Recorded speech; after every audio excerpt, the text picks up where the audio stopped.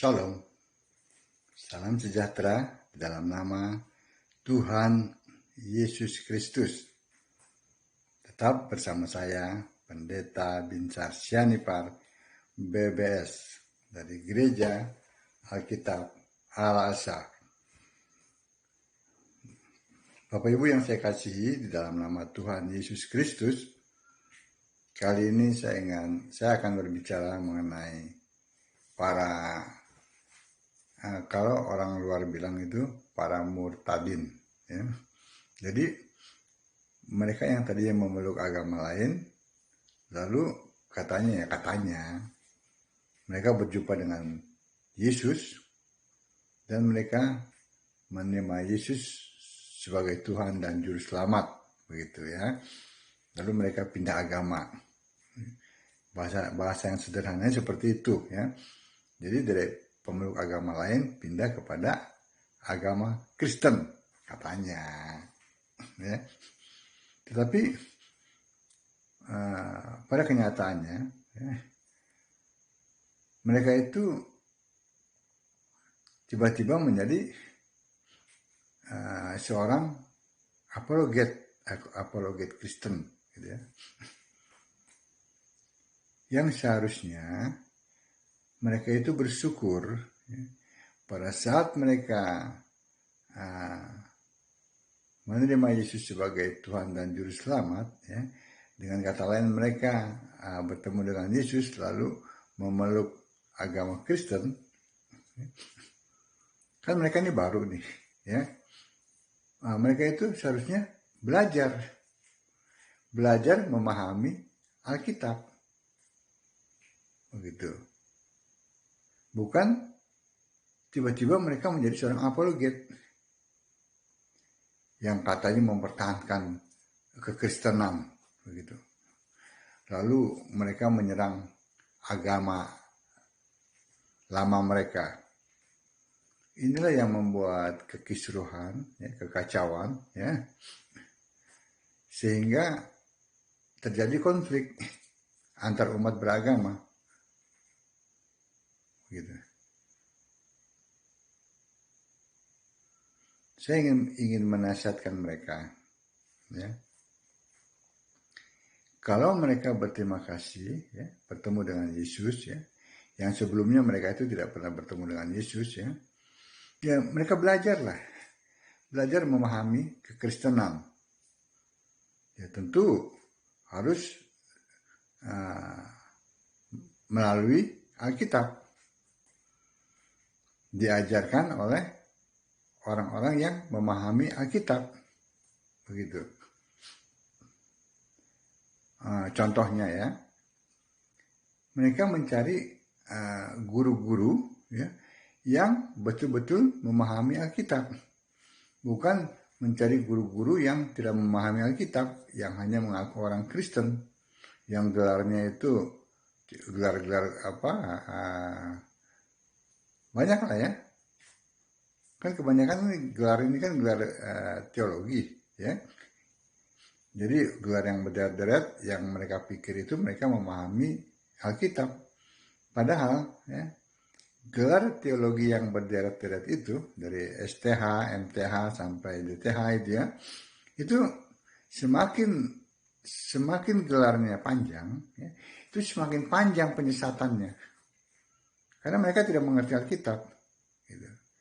Carilah guru-guru, ya, yang memahami Alkitab.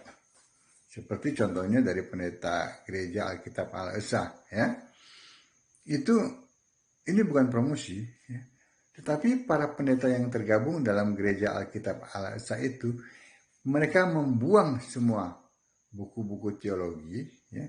Mereka belajar memahami, ya, dari hanya Alkitab, begitu.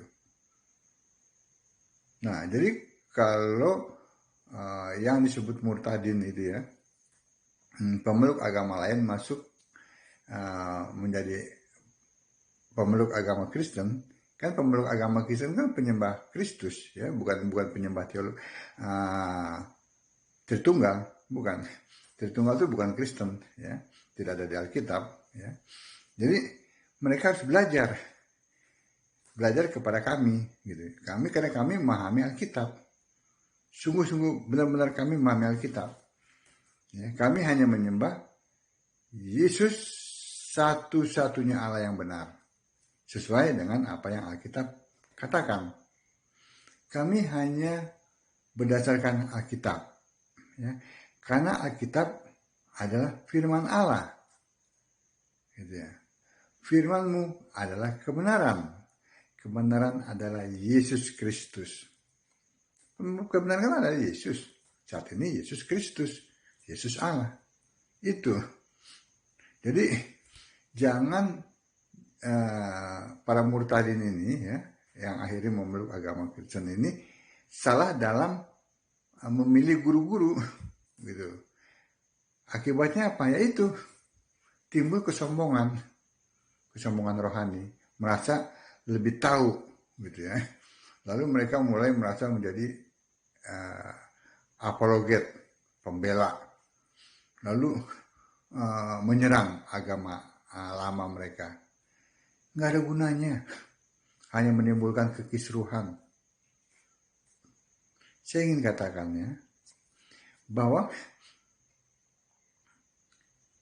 kalau sudah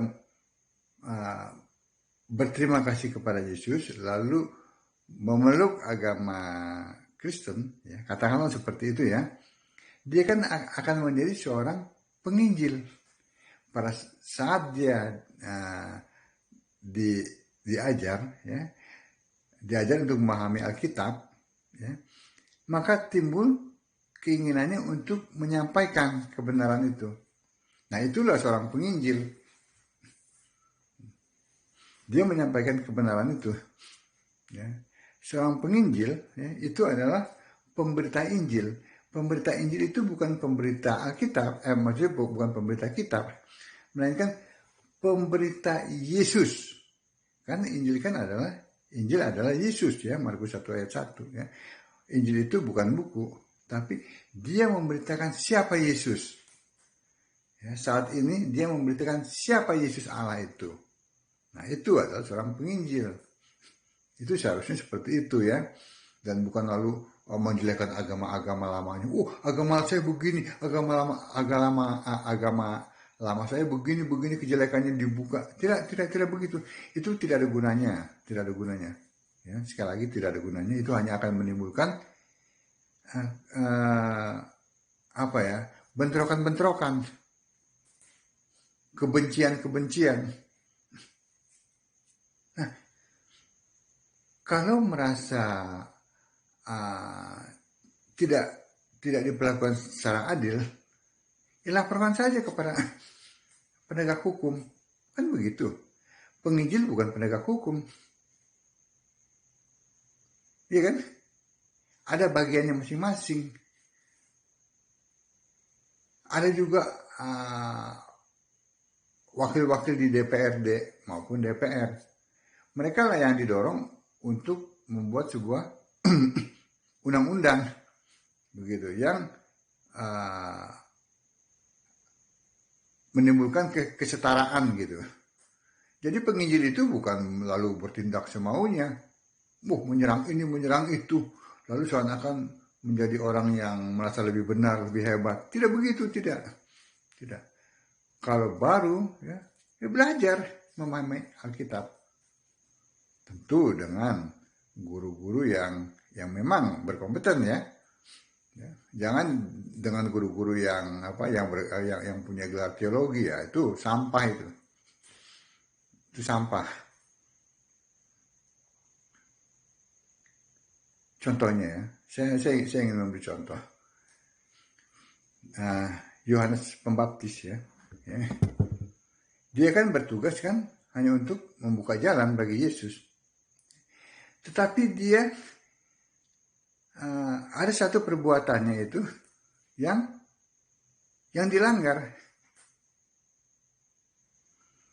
yang bukan harus dia lakukan, tapi dia lakukan, yaitu menegur Herodes, ya, tentang istrinya Filipus, ya, tentang Herodias itu yang diambil menjadi istrinya. Nah, tugasnya dia itu sebenarnya melampangkan jalan. Kita baca dalam Yesaya 40 ayat 3 ya. Kita baca dulu ya. Tugasnya daripada Yohanes Pembaptis ya. Kita lihat di sini. Yesaya 40 ya, ayat 3. Ada suara yang berseru-seru, persiapkanlah di padang gurun jalan untuk Tuhan. Luruskanlah di padang belantara jalan bagi Allah kita.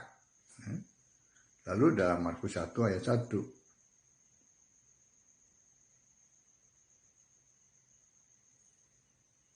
Ya, itu tentang siapa dia? Mengenai Injil yang tadi saya katakan ya. Inilah permulaan Injil tentang Yesus Kristus anak Allah. Jadi Injil itu bukan buku. Karena Injil ini diberitakan sebelum buku-buku Matius, Markus, Lukas, Yohanes itu ditulis. Ya. Jelas ya. Lalu kita lihat dalam pengakuannya Yohanes 1 ayat 23.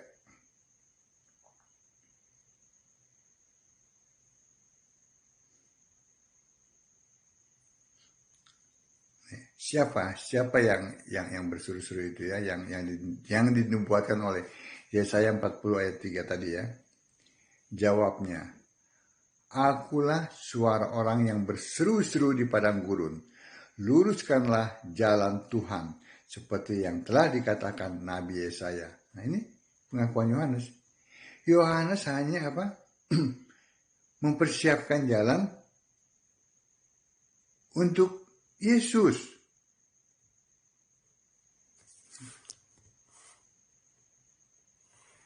Tetapi dia sedikit usil, ya.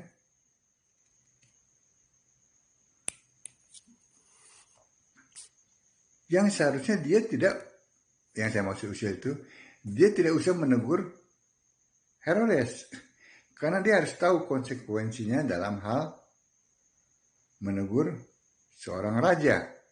Gitu. Dia harus tahu itu. Sebab itu dari konsekuensi daripada keusilannya, ya, dia masuk penjara sampai akhirnya kepalanya dipenggal. Sebenarnya panggilannya dia itu hanya untuk mempersiapkan jalan saja gitu ya. Itu yang harus diketahui ya. Seperti kita juga harus mengetahui akan karunia-karunia yang diberikan kepada kita. Kita juga harus mengetahui itu supaya kita tidak salah dalam melangkah. Jadi kalau hanya diberikan tugas untuk mempersiapkan jalan, jangan lebih dari itu. Ya kalau lebih dari itu ya tanggung konsekuensinya. Ya kan? Apalagi kalau baru bertobat. Tidak boleh sama sekali mengajar. Ya. Coba kita lihat dalam 1 Timotius 3 ayat yang ke-6 ya. 1 Timotius 3 ayat yang ke-6. Ya. Janganlah ia seorang yang baru bertobat, agar jangan ia menjadi sombong dan kena hukuman iblis. Ya. Walaupun ini mengenai penilik jemaat, tetapi ini juga ayat ini bisa dipakai bagi orang-orang yang baru bertobat. Jangan menjadi apologet, ya. Jangan sok-sok pembela itu. Tidak perlu itu. Tuhan tidak perlu itu.